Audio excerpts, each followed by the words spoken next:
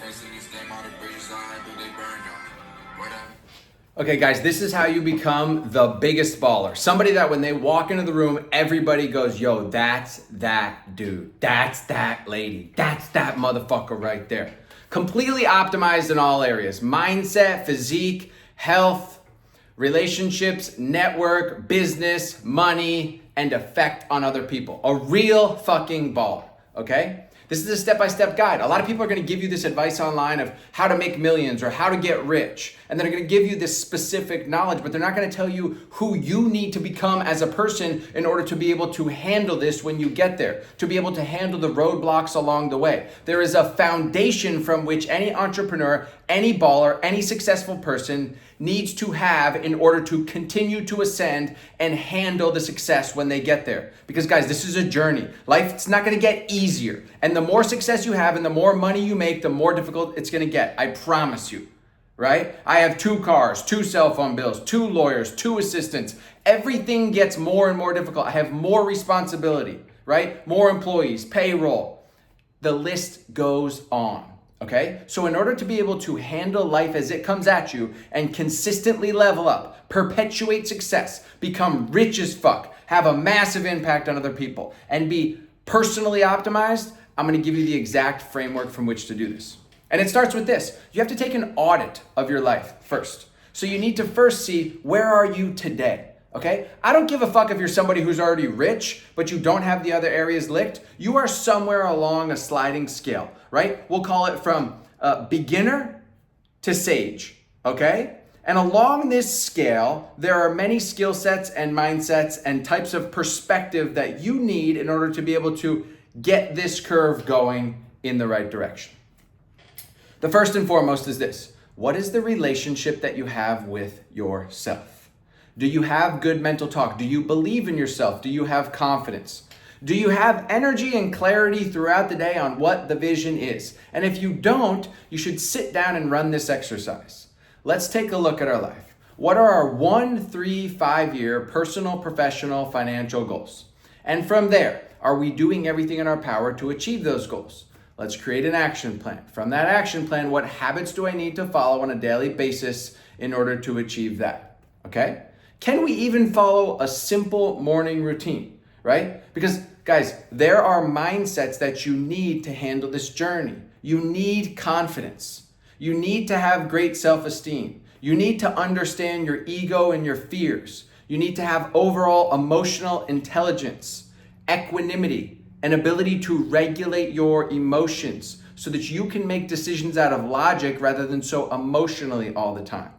Do you have faith in God so that you can walk through the fear consistently? Do you have a growth mindset? Meaning, are you somebody who admits how much they have to learn, that's constantly looking to learn? Or are you somebody who's fixed-minded, always telling everybody how much you know? Because that's not going to help you perpetuate success, right? So we need to have a growth mindset. We need to also work on our emotional intelligence, our confidence, our energy, our mental clarity, our faith in God, our perspective. And we also need to understand that failures are gifts. That the result of us trying and failing will be a new perspective, a new mindset, and a new skill set that will slightly adjust our compass. And if positioned now in the right direction, we will ascend and win. But only as a result of the failure that we went through, okay? So, once we've done this 1, 3, 5-year personal professional goal and we've set out some habits, we got to take a look at this. Where are we going on a daily basis? Are we going to McDonald's and the club and the strip club and shitty places with shitty people? Or are we going to positive places? Are we going to the gym? Are we going to healthy food places? Are we going to church, right? Are we going to places that are feeding our mind, our spirit, and our network, right? That's places. Now, what about the people that we're hanging out with? Are we hanging around with small-minded, gossiping, fixed-minded people? And if so, I don't give a fuck if they're your friends or your family. You're gonna have to start to reduce the time you spend with those people that are holding you back from this life that you wanna live. And you're gonna have to foster a new network. When fostering a new network, this will be a lonely journey that you are going to have to trudge. I know because I had to do this. I moved to Miami and hit rock bottom and told my friends, guys, I can't hang out with you for a year until I am on solid ground, until I am able to hang out with you without using drugs and alcohol, okay? That was some of my issues. So look at these people that you're hanging out with, and you might have to reduce the amount of time hanging around with the small-minded, fixed-minded people and start cultivating a new network of people. Now, in order to do so, you have to be disciplined. You have to be somebody who is consistently focused on growing. You can't get a new network of people if you are the same person. People ask me this every single day, like, bro, how do I network with all these ballers? Well, first, you gotta be somebody that ballers wanna be around, right? So you gotta be disciplined. You should be waking up early. You should be reading. You should be meditating. You should try and develop some sort of spiritual connection. You gotta go to the gym every day, and you should eat healthy. If you can do those things each day, you're at least gonna prime your mind, your body, and your spirit, so you have this foundation where when somebody looks at you, they respect you, okay? If you don't respect yourself, it's gonna show outwardly. And if you make promises to yourself that you don't keep, like waking up, reading, meditating, going to the gym, eating healthy, it's gonna reflect outwardly and nobody will respect you. So in order to network with ballers, you need to respect yourself. You need to become a baller. Also, start understanding what rich people like. Go look at some of the cars that they drive, some of the houses, some of the tennis clubs and golf clubs they belong to. Understand longevity and functional medicine. Understand a little bit about real estate and banking and investing, just a little bit so that you can add into the conversation. And guys, when you're talking to people that are at levels above you, don't ever fucking tell them how much you know. I don't care if you're an expert in a certain topic, ask questions that show them that you know about the topic. Okay? The goal is to learn as much as humanly possible from every single person that you meet, not to tell them what you know. Okay? So, now that we're starting to develop these really good habits and we're analyzing the relationship we have with ourselves, we're going to start finding ourselves, if we go to the right places, around some of these ballers. Okay? And the last section in people, places, and things is things, the things that we are doing. We talked about these habits, so you have those down. Now, outside of that, what are you doing for work? And what are you doing after work, right? What sort of actions are you taking? Are you sitting on the couch and watching Netflix? Are you just mindlessly scrolling on social media and wasting your fucking life away? Are you smoking joints and just doing dumb shit with your friends? Or are you trying to get better? Are you watching YouTube for educational purposes? Are you reading? Are you watching podcasts? Are you talking to other people about business and mindset and growth? Are you taking the actions to get better, right? So we've defined our goals. We got a really solid foundation of habits. We've analyzed the people, the places, and the things in our life. Now, we need to start to understand a couple things. And the major thing we need to understand is how our ego holds us back in the form of fear, okay? If fear was no issue, we would take more action because we wouldn't be afraid about being judged or the end result. So I want you to put everything through this frame. If I didn't have fear, what action would I take?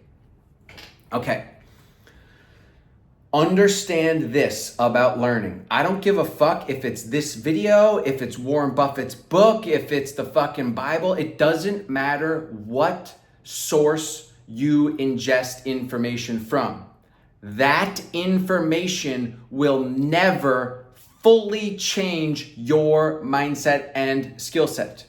You can only change your brain fully through action.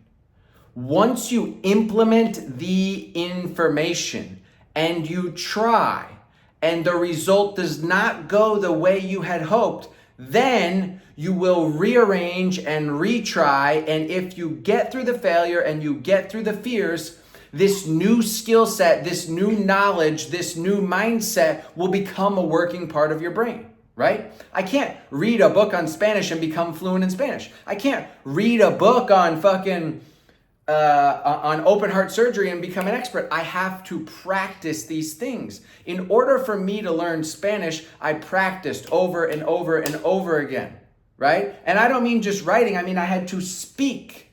And when I was practicing, when I was speaking, I was terrible. And the reason that most people are held back from gaining new skill sets and being successful in most areas is because they are worried about sucking at this new thing.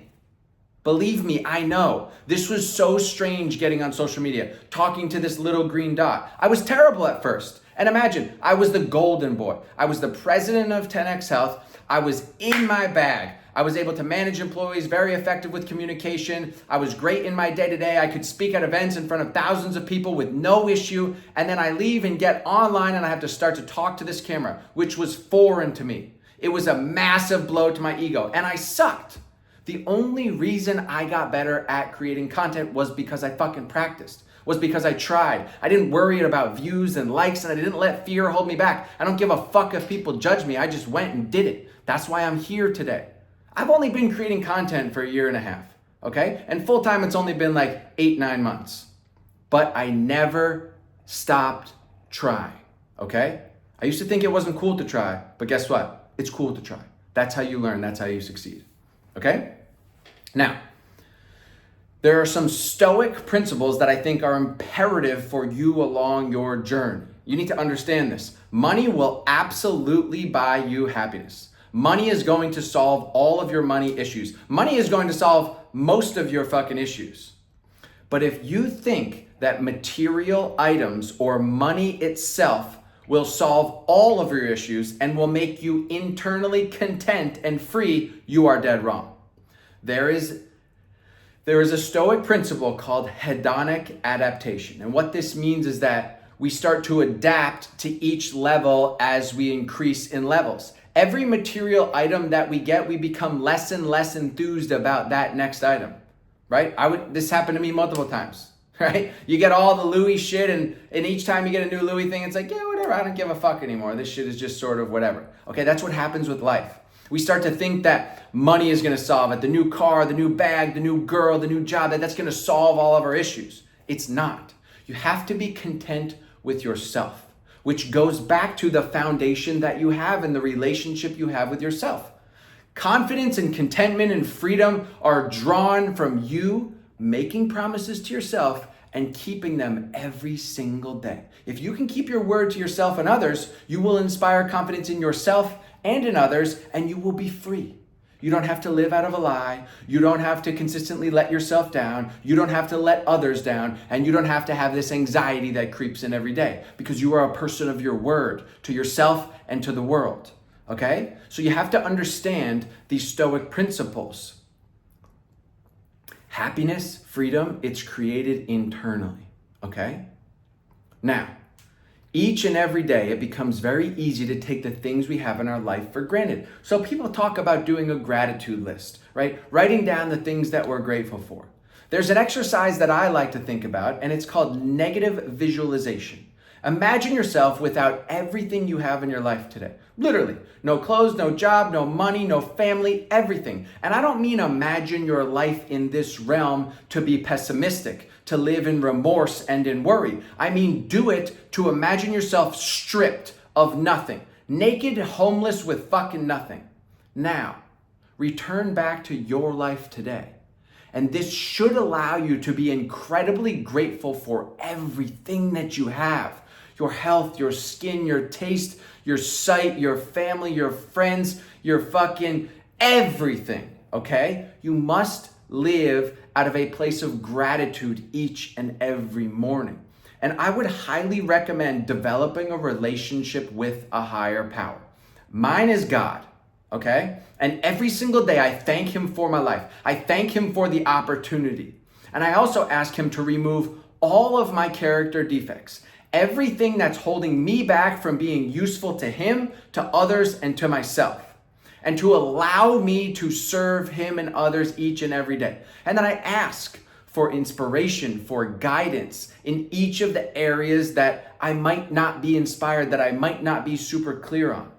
Now, if I have gratitude and I ask for this inspiration and my conscience, which is God, tells me to take an action, and I don't take it, I don't believe in God. I'm selfish. I'm not grateful at all. You understand that? Faith without works is dead. Okay? You don't have faith if you're inspired to take an action and you know it's the right action and you don't do it. That means that you're living in fear. You're letting an emotion, a worry, a future projection, fear hold you back from taking the action that you know you need to do. Okay? So you got to start to analyze that. This is also where a daily review comes in helpful. I started to look at my day at the end of each day and say, hey, where could I have gotten better? Where could I have improved? Right? Okay, so now we have this unbelievable foundation, right? I've just literally outlined all the mindsets, the habits, the discipline, the perspective, everything that you need to start to grow in understanding and effectiveness and develop a relationship with God. Mind you, we talk about going to the gym. Going to the gym every day, guys, gives you maximum amount of oxygen.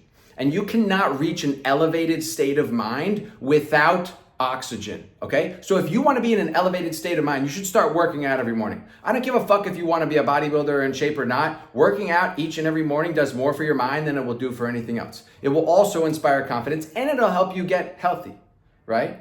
Also, analyze what you're eating each day. Why? Because that's fuel for your brain, right? There's a major connection between the mind and the gut. And if you're eating properly, organic, whole foods, if you're not slowing yourself down with big meals each day, you're going to be sharp and attentive. You're going to be clear. You're going to have that confidence. You're going to be able to make decisions critically. You're going to think out of logic rather than be so emotionally unregulated, right? So food and workout and your morning routine is massive for your success. Don't skip on this shit. Okay. Now we need to cover the actual skill sets that you need to improve in order to make more money. The first and foremost is persuasion, an ability to sell or to persuade other people. Every relationship, every interaction in life is a sales interaction. Either you're being sold or you're doing the selling, I promise you. Whether this is with your spouse, your girlfriend, your boss, the board of directors, your employees, either they're selling you on something or you're selling them. When your wife says, hey, sweetie, can we go to the omakase place tonight? And you're like, fuck, I really don't want to go to this place tonight. I really wanted to get Italian. It's your job to sell her on the Italian, right? Or if you're trying to get a loan with the bank and they're like, you don't really qualify. Now you have to build a case to get that loan. When your employees tell you, hey, I don't really want to do that, or I don't think that that's the right thing to do, you have to motivate them. You have to persuade them why they should do it. When you're raising money or when your board of directors wants to start a new initiative and they're not giving you enough funding, every fucking relationship is a sales encounter. So you need to learn persuasion. I would highly recommend just starting with Jordan Belfort's straight line sales methodology. Go follow Jeremy Lee Minor. Watch The Wolf of Wall Street 100 million times to understand how Leo speaks as Jordan Belfort. Read books like How to Win Friends and Influence People and Influence by Robert Cialdini. And start to practice. With all of the books and podcasts and YouTube recommendations I give you to give you an understanding of sales, you still need to practice. The information itself will not help you become fluid in persuasion. So this is how you practice. Everywhere you go, when you sit down or when you arrive, you should greet the person, right? Shoulders back, stand up straight, handshake, look somebody in the eye, say, great to meet you, what's your name? John. And then use their name 2 or 3 times in that sentence so that you remember their name. Now, focus on the fucking name. Nothing else matters. Stop looking at their shirt, stop looking at the girl's ass, stop looking at the fucking clouds, stop worrying about how your fucking teeth look, stop worrying about that shit. Nobody gives a fuck. Focus on the name, because the name will give you ultimate control of the situation forever. It will make you the most interesting person in the room. It will make people like you. It will give you the control to handle and lead everyone, everywhere, at all times. How do I know? Because I'm the motherfucking general. My friend circle is worth millions and millions and millions, and a couple of them billions of dollars. But wherever we are, as soon as we sit down, I get the name of the server. of the bellman, of the valet, of the receptionist. And I control everything so that when any of them need anything, I can say, excuse me, Jonathan, could you please help me? Always. This shit is massive. You must start getting the name and start having conversations. Just ask that person maybe where they're from and some good recommendations on the menu, or start a small conversation with them. Okay? This is the beginning part of understanding sales and persuasion. Just getting the name and having conversations. You can practice this shit anywhere.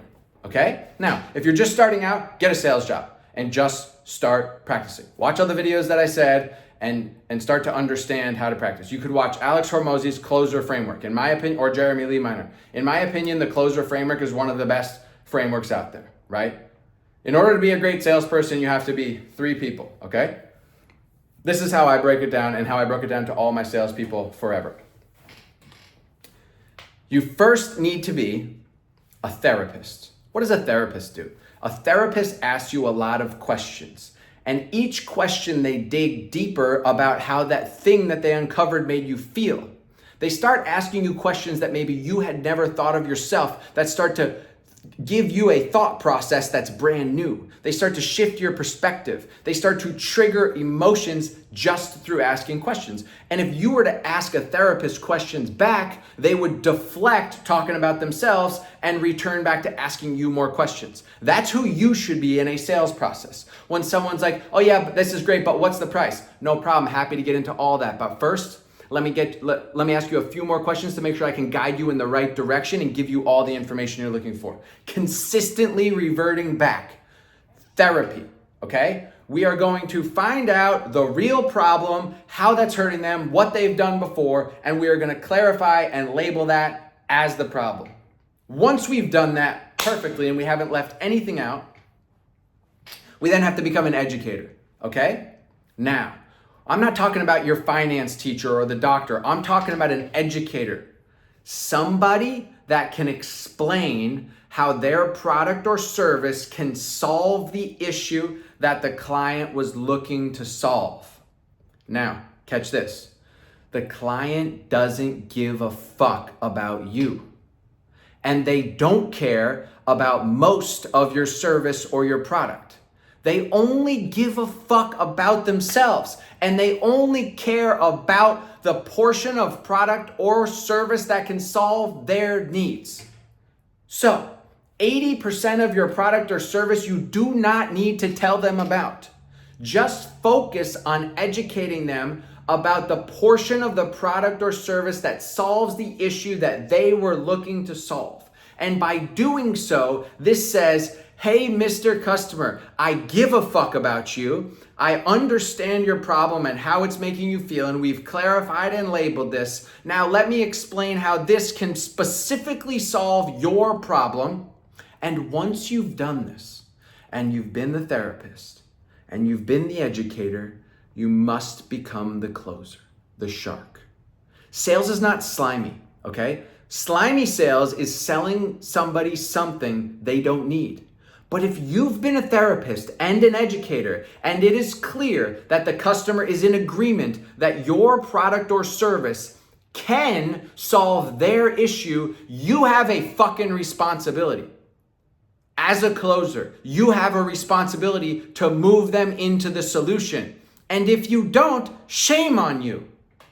You had somebody in front of you that told you their problems, that said that your solution could solve their problems, and you didn't move them into the solution. You were not capable of changing their mindset and giving them a new perspective to make sure that they move forward. You were not capable of helping them get through the fear. You were not capable of helping them show how whatever was holding them back was holding them back. Shame on you. So get better at these things. Don't let their fear, their projection, their in value, their significant other hold you back from helping them.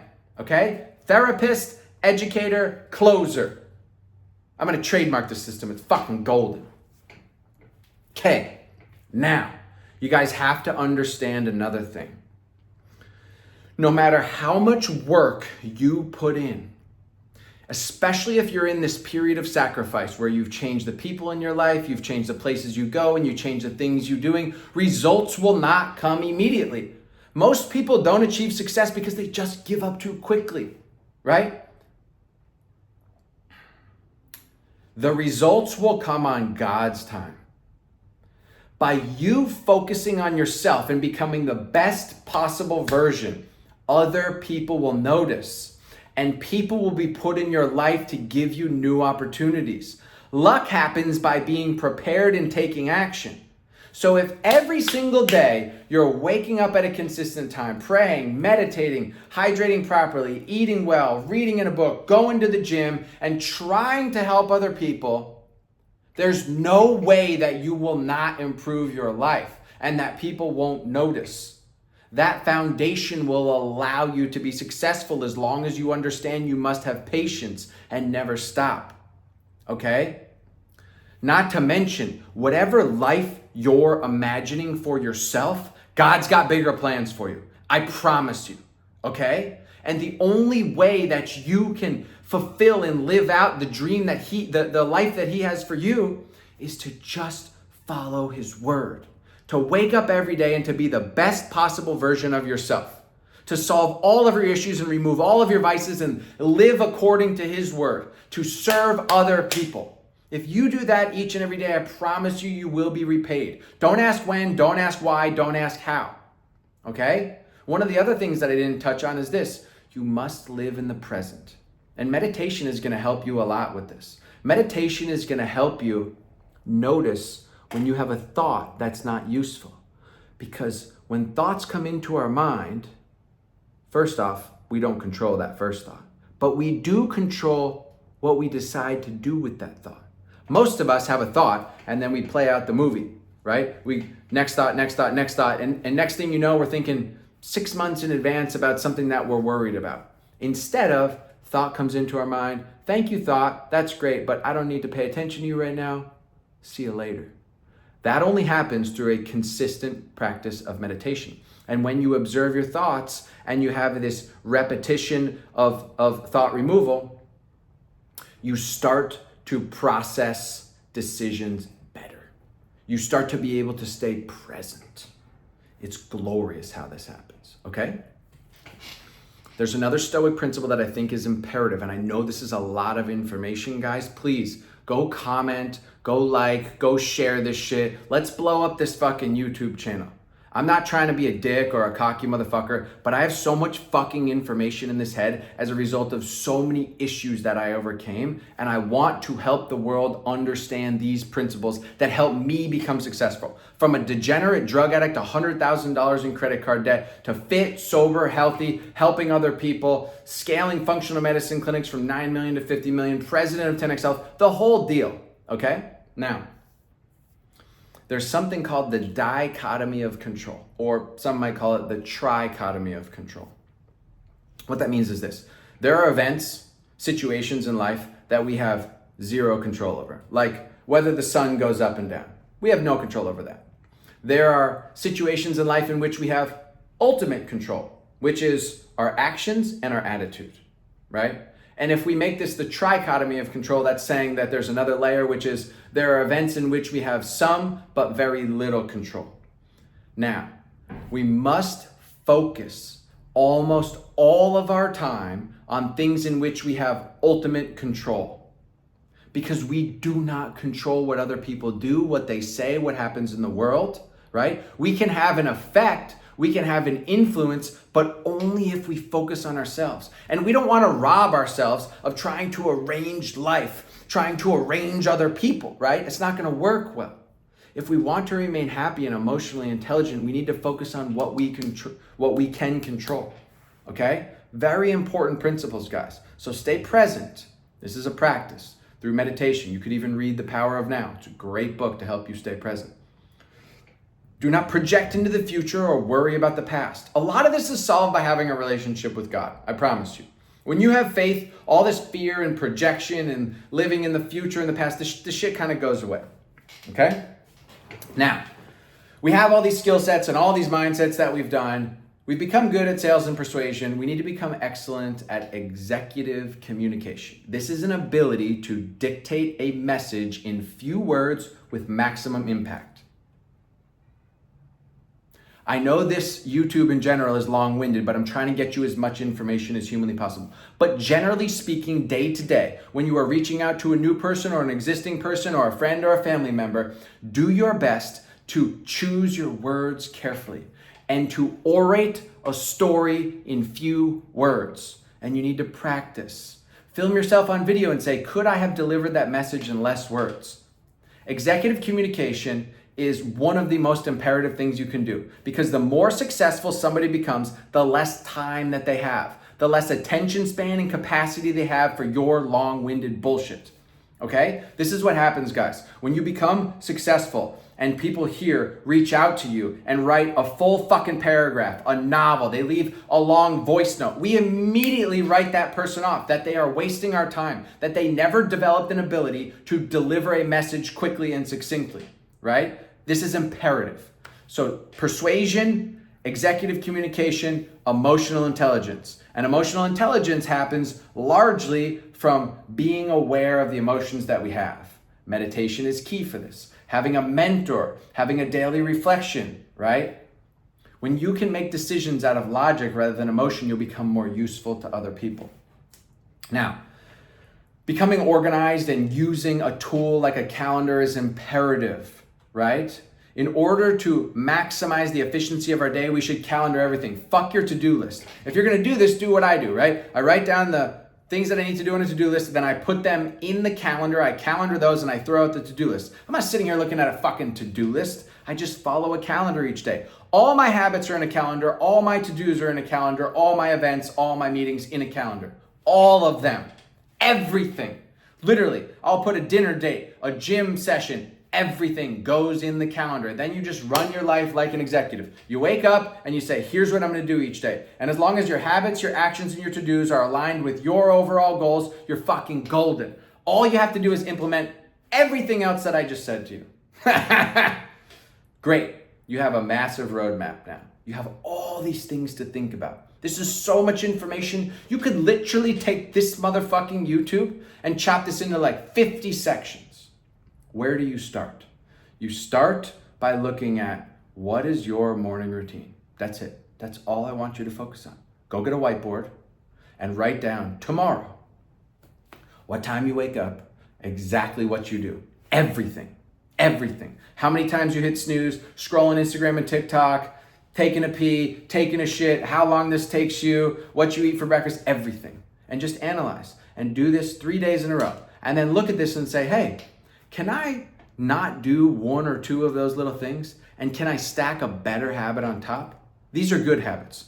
Wake up at an early time, pray, meditate, read a page in a daily positive motivational book, hydrate with some electrolyte salts, get something healthy in the morning, don't drink coffee until maybe an hour out, go on a walk, journal, go to the gym. You could pick any of those. But if you're gonna start somewhere, just wake up at a consistent time, do something, like prayer, meditation, or reading, and go to the gym.